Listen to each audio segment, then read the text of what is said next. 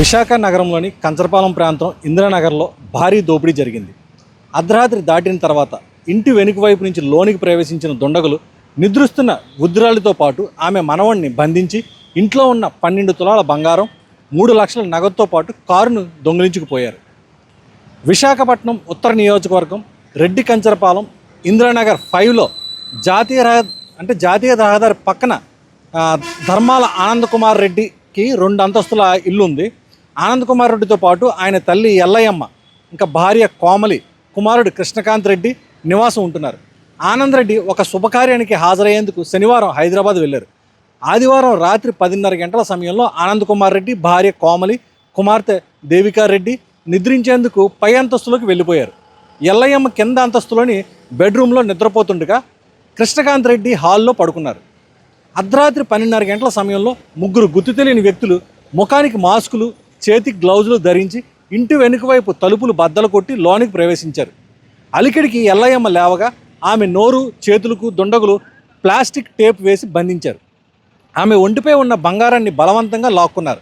అనంతరం బీరువా తెరిచి అందులో మరికొంత బంగారం, 3 లక్షల నగదు తీసుకున్నారు. బీరువా తెరిచినప్పుడు శబ్దం రావడంతో హాల్లో నిద్రపోతున్న కృష్ణకాంత్ రెడ్డి లేచి బెడ్రూమ్లోకి రాగా అతన్ని దుండగులు కొట్టి నోటికి, చేతులకు ప్లాస్టిక్ టేప్ వేసి బంధించారు. అతని చేతికి ఉన్న డైమండ్ రింగ్ను లాక్కున్నారు. అనంతరం బెడ్రూమ్లోని టీవీ స్టాండ్పై ఉన్న కారు తాళాలను తీసుకొని కిందకు వెళ్ళిపోయారు.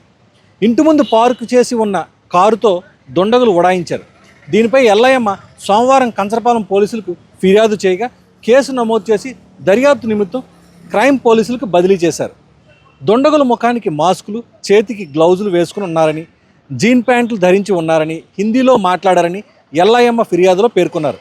దీనిని బట్టి బీహార్, ఉత్తరప్రదేశ్ చెందిన ముఠా పని అయి ఉండవచ్చని పోలీసులు అనుమానిస్తున్నారు.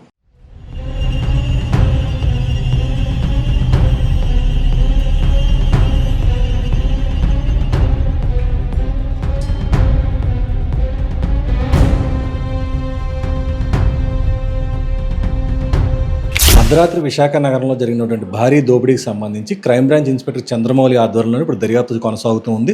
దీనిపై ఇప్పుడు మరిన్ని వివరాలు ఇప్పుడు ఆయన అడిగి తెలుసుకుందాం. సార్, ఇప్పుడు ఈ దర్యాప్తులో భాగంగా ఈ దొంగతనం పాల్పడింది ఎవరని మీరు అనుమానిస్తున్నారు?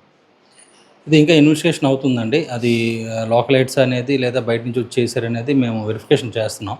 ఇంకా కొన్ని డీటెయిల్స్ రావాల్సి ఉంది. టెక్నికల్ డేటా కూడా పెండింగ్ ఉంది. అది వస్తే మేము వెరిఫికేషన్ చేసి చెప్పగలం.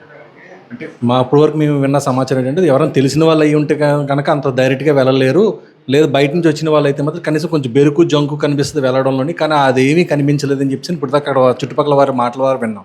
మీరేమని వినిస్తున్నారా? అదే అంటే అది వెరిఫై చేయాలండి. అది డైరెక్ట్గా వెళ్ళారా లేకపోతే ముందు ఏమైనా తెలిసిందా అనేది వాళ్ళని కూడా ఎగ్జామినేషన్ చేస్తాం. చుట్టుపక్కల వాళ్ళు కూడా ఎగ్జామినేషన్ చేసి వాళ్ళకి ఏమైనా నోయింగ్ ఉందా ఇవన్నీ చేస్తాం. ఇంకా వెరిఫై చేయాలి.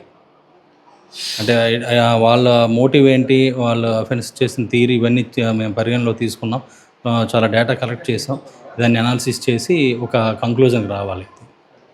Thank you sir.